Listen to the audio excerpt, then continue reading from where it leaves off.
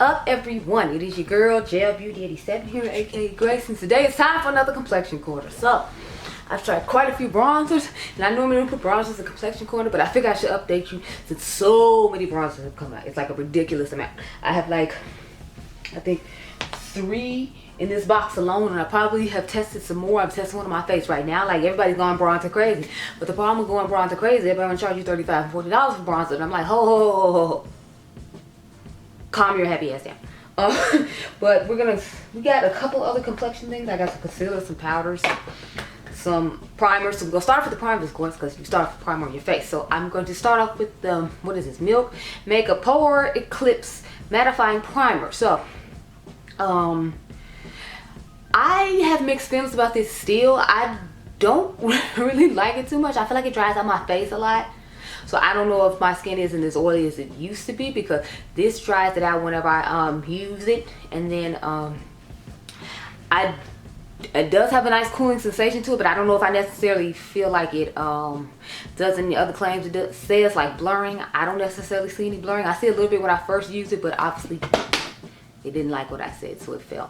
But obviously over time it doesn't, you know, like hold up all day, and I don't feel like it it felt like it did a good job of truly mattifying, but I haven't tried it in one of these 90 something degree days because it's been sitting in here. So I'll be trying it again then and maybe have more thoughts on it. But right now I'm just kind of like, like, I'm not impressed with it. It's not doing too much for me to be like, oh my god, yes, it's the best thing since sliced bread, buy it. But I feel like in the beginning I told you I just thought it was okay, and I still feel like it's just okay. It hasn't wowed me in any way, so there's that.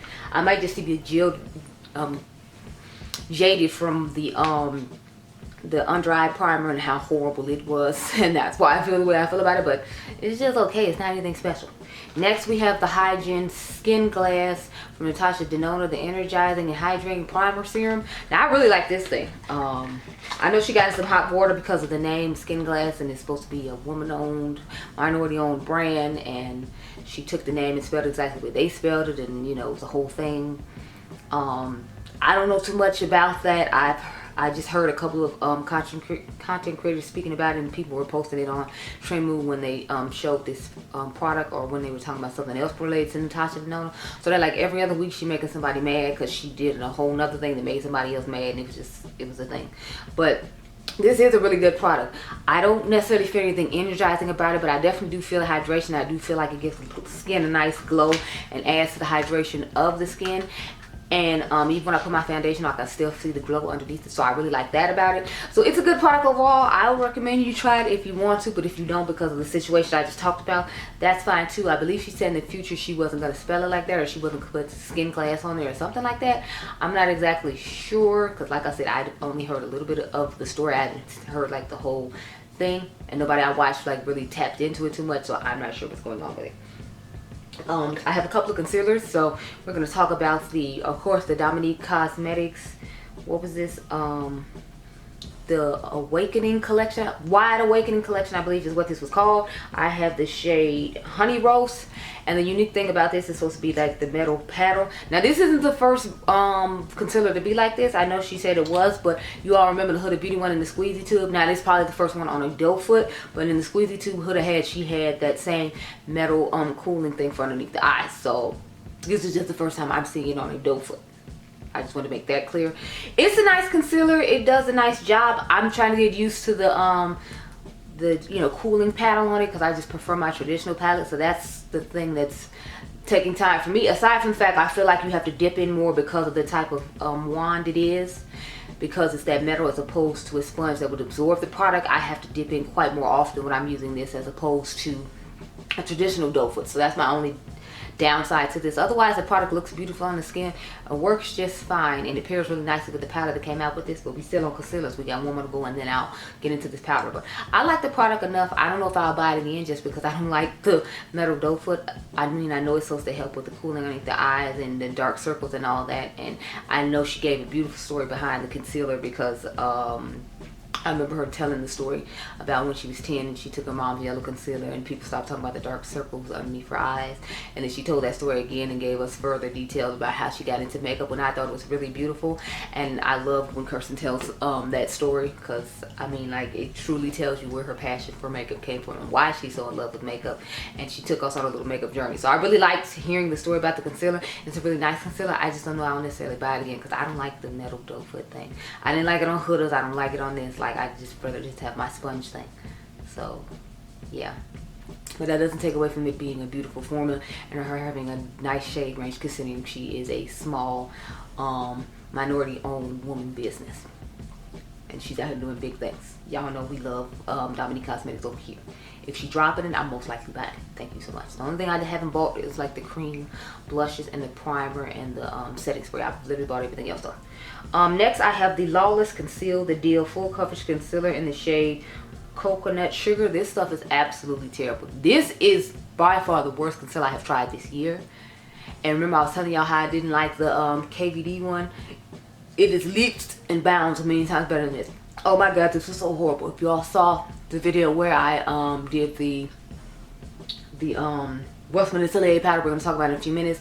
This concealer did me so dirty. It looked absolutely terrible. It looked streaky on the skin. It didn't want to blend in. It was just horrible. This is, I tried to give it a chance. I've used it like 3 or 4 different times. I have to mix it in with other concealers in order for me to even halfway decently like it.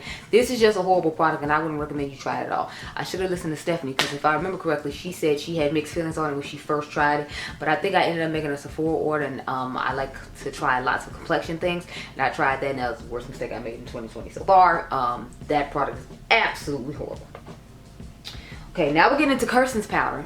So this is the powder I was talking about. This is from the Wide Awakening collection. I got the shade Translucent. I normally would have got my skin tone color, but I wanted to see how it's going to work well with the concealer underneath my eyes. And you know, my skin tone color is for my face, not underneath my eyes. And I will say this is a really nice powder. It goes well with her concealer. It goes well with other concealers. It blends nicely underneath the eyes. It does give a nice blurring effect on my pores, which was a huge deal for me, because that's one of the issues I have. I don't like my pores looking huge, and it's like I know I have huge pores, but it's like we're trying to minimize it as much as possible, and this powder does a great job of that. So if you're looking for a translucent powder or a nice powder that blurs underneath the eyes, and you know, you can put all over the face and give you that nice blurred effect, I would recommend this. This is nice. And she has a cute little combo you can buy when you buy your concealer shade. That and like the sponge she came out with that collection, you get, I forgot how much the discount is, but you get a discounted price and you can go ahead and, you know, get that cute little deal. So I definitely recommend that. Okay, next one I have to talk about is the Vanessa Myrick's Yummy Skin Blurring Balm Powder for Face and Eyes. So I got the shade number 8. I got one that was close to my skin tone because I wanted to see if this was actually going to be a good powder to turn into powder, because since it starts off in this weird balmy situation, I was scared that it wasn't going to give what I needed it to give. And unfortunately, it didn't work as a powder for me. But since you're supposed to be able to use this several different ways, what I do with it, I use this as a primer. So it gives me a little extra coverage when I initially put it on my face. And it primes the skin really nicely because of the ingredient sebum, I believe it's called, that's in here. It helps with oil control. So I found that this does a really good job with the oil control on my face. Much better than the Milk Makeup Pore Eclipse Primer. This stuff is really amazing. I don't recommend to put it on as a powder on top of liquid foundation. I tried that with the Yummy Skin foundation. I didn't feel like it did a good job for me. So I'm not going to use it for that purpose, but you know, it does have a purpose in my collection, and it does an excellent job of priming. It's kind of like a tinted version of the what is it, the Tatcha Silk Canvas, except it has better oil control, and it blurs the skin just like it does. So I mean, if you want to support a woman-owned, black-owned business, that one is more affordable, and I feel like it does just a good job as a Tatcha, if not a little better. Next, I have my Westminster Atelier Vital Press Skincare Powder. I have the shade Cafe. This is the darkest shade they have. Matter of fact, I used this in the video where I was complaining about the Lawless concealer and how horrible it was. I was trying out this powder. This powder is absolutely amazing. Now, the price point is outrageous for this tiny ass packaging. So I would say if you can get it on a sale during Black Friday or something, or during the 20% off sale at Sephora, then go ahead and try it. But I don't know, like I love the way this powder looks, but I don't love it $75 worth. Like I feel like I have other powders that look just as nice. Like the powder I have on my face now from Kosas, I feel like it looks just as nice as this powder, and that one doesn't cost, you know, $75. So although it is a great powder and it has a lot of claims, and I do feel like it falls through with a decent amount of its claims, I just don't feel it's worth $75. That's what it comes down to. For this small amount of product, it's just, in my personal opinion, I'm worth $75. Period. So as much as I like it and think it looks nice, as Karen said in her video, because she tried this out as well, it's not revolutionary by any means. Like, it's a powder, it's a nice powder, it blurs the face nicely, but you know, so does Charlotte's, so does Mother's, so does the Kosas one I have on now, and all of them are cheaper than this powder. So just keep that in mind. Now, since we're talking about powders, we're going to talk about the Makeup by Mario Soft Sculpt Transforming Skin Perfector in the shade Dark. So this is supposed to be a multi-use product. Like, you're supposed to be able to use this as bronzer, highlighter, and a setting powder for your face. So what I do is I use it as a setting powder for my face, but I have used it as bronzer and as highlighter as well, to show you all in the video that you could use it for all three like they claim. I prefer to just swirl it all together and like set my face with it so I can have that glow from within look when I use the creams.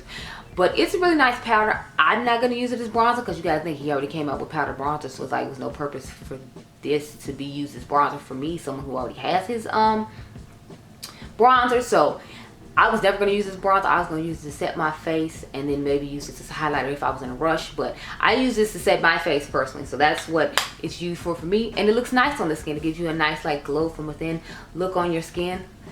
And it's beautiful. Next, I have the Soft Sculpting Transforming Skin Enhancers All Over Warm Complexion Tint. So I have dark and then I have dark deep. So I got dark deep because it's summertime and I figured like this would be the perfect shade for me in the summertime. And then I got dark for when winter comes and, you know, it could be my winter shade. Since cream things are really popular right now, I felt like I should go ahead and get both shades. Plus I wanted to let you all see what both shades look like on someone my skin tone, just in case you were contemplating. So that's how I ended up with both shades, because I didn't need both shades, of course. But here we are with both shades. So I'm going to, let me see. So I feel like there's a little, just a slight difference in between the colors. Not enough. See, this one's just a little bit more deeper in red, and this one's a little more lighter in red. But I feel like they look close enough. I do prefer to use this one right now though, just because it's summertime. And in the wintertime, like I said, I'm going to use this one because that's what I have them for. Now, I use them as cream bronzers. I know he said we can use them as skin tints all over the face, and you can use them as a cream bronzer as well. I prefer to use them as a cream bronzer, so now I have a cream bronzer from him and a powder bronzer from him, and that's what I did. I used these as cream bronzers. I put his powder bronzer on top, and then I used the last thing I showed you as powder to set my entire face with. I don't think I'll ever try to use these as foundation or skin tint, because first of all, they don't give enough coverage, and y'all know how I am about my coverage. This ain't giving enough coverage. It's not gonna work out for me, because when I read up on it, when I did the video for you all, I'll try to remember to link it up above. It says the coverage is light. Who taking light coverage? This is me we talking about. I don't have perfect flawless skin. We don't do minimalistic makeup here, and when I do, I still need a full coverage foundation. Even if I'm going to do a light blush, a light lip, a light eye, anything, like the coverage of the foundation and the concealer needs to be full. That's not changing. It can be your skin but better full, but it still needs to be full. That's the point. It needs to be full. And this is not giving it at all, because when I did swatches for you all, it barely showed up on the back of my hand. So that just let me know right there it wasn't it. It was the tea. We weren't having it. No. No, ma'am. No, sir. No.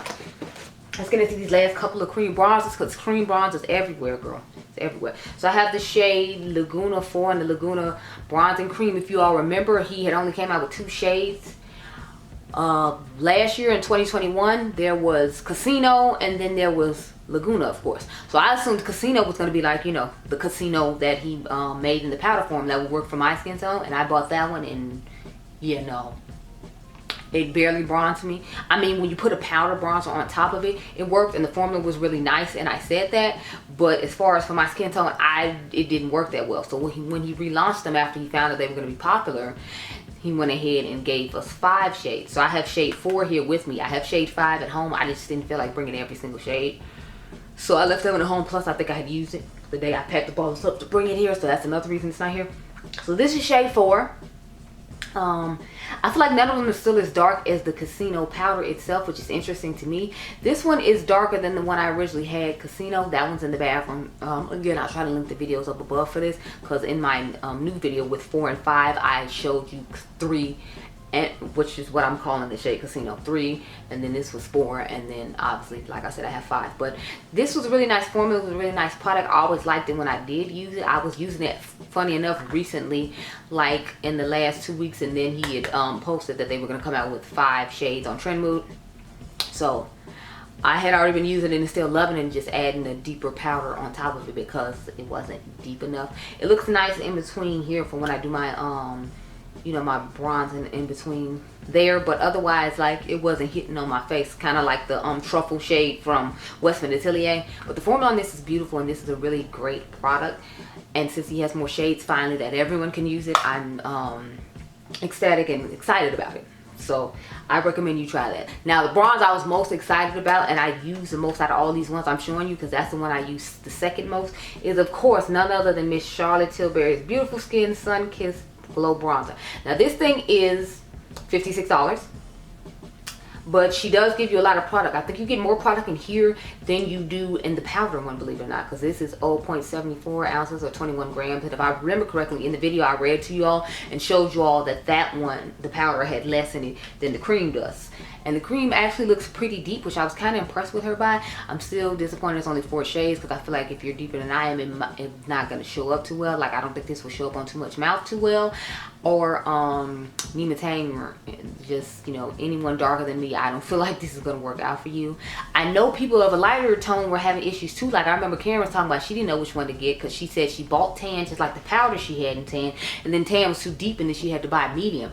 And you got to think that's kind of expensive, because if this is $56 and Karen had to buy 2 just to figure out which one she needed, that's like over $100, and it's just like 2 bronzers. Like, people are losing their mind. It's getting outrageous out here. You know, that's why I be giving y'all all these dupes and all these other things in videos, and 5 alternatives to palettes you already have and stuff, because I'm trying to help you save coins if you already have stuff to show that's similar, so that you need to buy.